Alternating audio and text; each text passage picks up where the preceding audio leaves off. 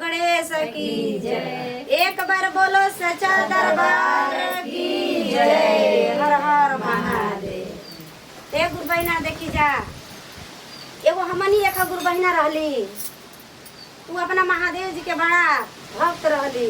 घर के काम धाम में मन ना लगत रहे, चर्चा में लगत रहे, चर्चे में अपन घूम चर्चा में बड़ी जात रहली। तो उनका पति जी का कहलन कि एक दिन ऐसे ही देखत देखत रहल, एक दिन बड़ी मार मरल।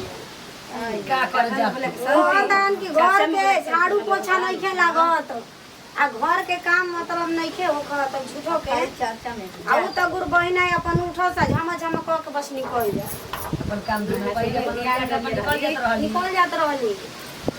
एक गुरु बहिना बड़ी मार मरलन तो कहत आई कि चाहे मार के मुआ देबो चाहे काट के बोरा में दी देबो। हम तो अपना गुरु के कंगन पहन लेल बनी, हम तो मानम ना हम जइबे त का कहत अड़ी अपना पति जी कैसे कहत अरे चाहे पिया मरवा हो चाहे